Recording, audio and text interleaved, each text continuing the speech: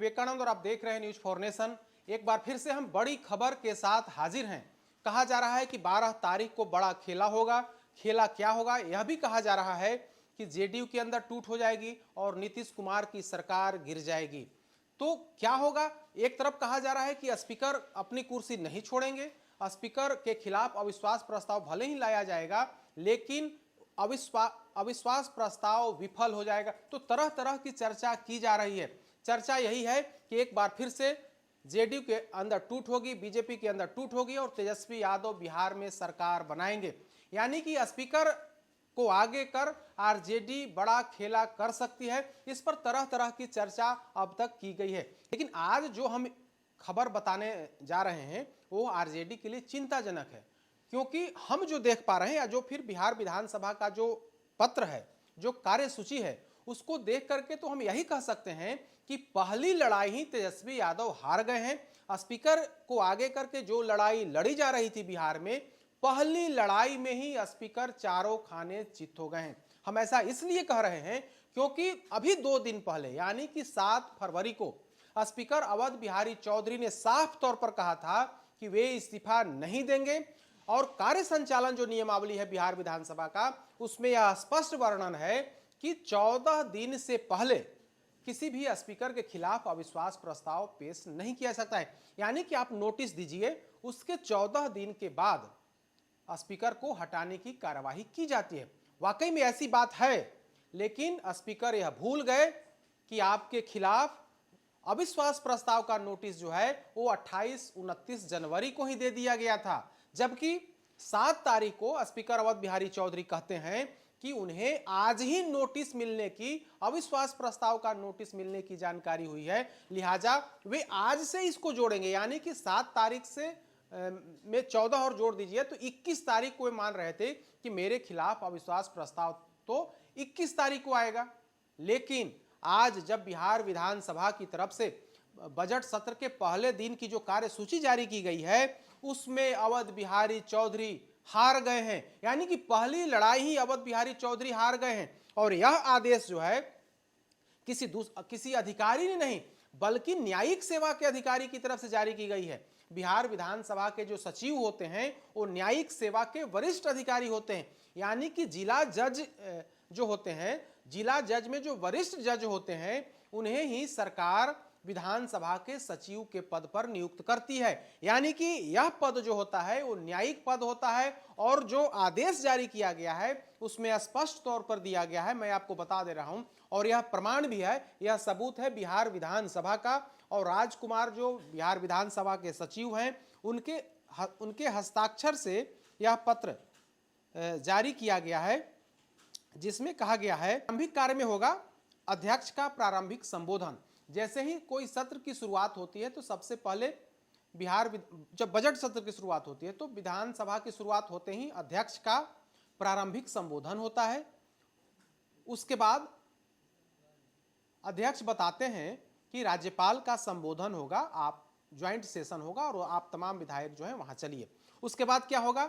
Central hall में राज्यपाल का अभिभाषण होगा, जिसमें बिहार विधानसभा के सदस्य और बिहार विधान परिषद के सदस्य होंगे। यानी कि संयुक्त सत्र को राज्यपाल संबोधित करेंगे। जब राज्यपाल का संबोधन समाप्त हो जाएगा, इसके बाद फिर से बिहार विधानसभा की कार्यवाही शुरू होगी। तो उसमें क्या है? प्रस्ताव है, यही आप देखिएगा, उसमें है कि माननीय अध्यक्ष बिहार विधानसभा को हटाए जाने संबंधी संकल्प के प्रस्ताव को विचारार्थ रखा जाना है। एक बार फिर से पढ़ देते हैं। माननीय अध्यक्ष बिहार विधानसभा को हटाए जाने संबंधी संकल्प के प्रस्ताव को विचारार्थ रखा जाना है। उसके बाद है श्री नीतीश कुमार माननीय मुख्यमंत्री प्रस्ताव करेंगे कि यह सभा वर्तमान राज्य मंत्री परिषद में विश्वास व्यक्त करती है।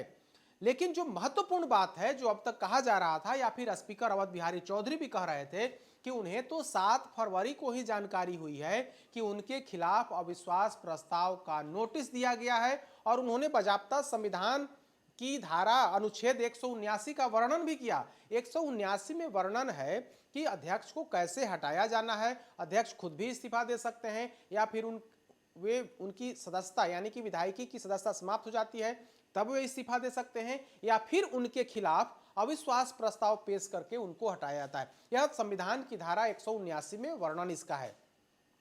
तो उन्होंने भी इसी का हवाला दिया और कहा कि किसी अध्यक्ष के खिलाफ अविश्वास प्रस्ताव का नोटिस दिए जब 14 दिन हो जाता है तभी अध्यक्ष के खिलाफ अविश्वास प्रस्ताव पेश किया जाता है। और मेरे खिलाफ तो अविश्वास प्रस्ताव की जानकारी मुझे आज ही हुई है, यानी कि 7 तारीख के बारे में उन्होंने कहा कि आज ही हमें जानकारी हुई है, और जानकारी हुई है उसके बाद 14 दिन के बाद अविश्वास प्रस्ताव पेश किया जाएगा।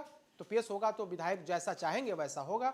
यानी कि उनके मन में यह बात थी कि 7 तारीख प्लस 14 दिन यानी कि 21 तारीख को उनके नोटिस का 14 दिन पूरा होगा, और तब तक वे आसन पर बने रहेंगे, अध्यक्ष की कुर्सी पर बने रहेंगे, और उनकी कार्यवाही के अंदर ही कहीं ना कहीं सदन चलेगा और सरकार जो है विश्वास मत हासिल करेगी। लेकिन आज बिहार विधानसभा के सेक्रेटरी जो न्यायिक सेवा के अधिकारी होते हैं, उनकी तरफ से जो कार्यसूची जारी की गई है उसमें स्पष्ट कर दिया गया है कि आपके खिलाफ अविश्वास प्रस्ताव बाद में नहीं बल्कि पहले दिन सरकार के विश्वास मत हासिल करने से ठीक पहले आपके खिलाफ अविश्वास प्रस्ताव पेश किया जाएगा और उस पर मतदान की प्रक्रिया होगी। यानी कि अवध बिहारी चौधरी जो तेजस्वी यादव के जैसा कि कहा जा रहा था, डिप्टी स्पीकर ने भी कहा कि वे किसी के इशारे पर इस तरह की बात कर रहे हैं, तो पहली लड़ाई ही तेजस्वी यादव हारते हुए दिख रहे हैं।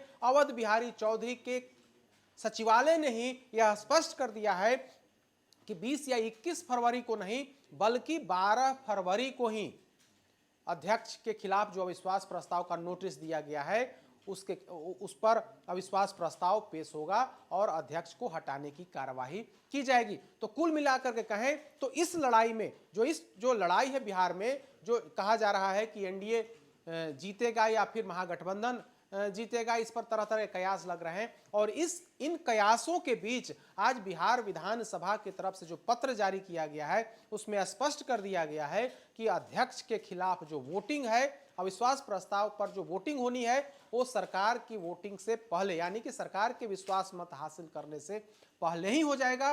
तो इस कड़ी में, इस खबर में जो महत्वपूर्ण बात है वो यह कि तेजस्वी यादव पहली लड़ाई हारते हुए दिख रहे हैं। अधिक अपडेट्स के लिए देखते रहिए न्यूज़ फॉर नेशन।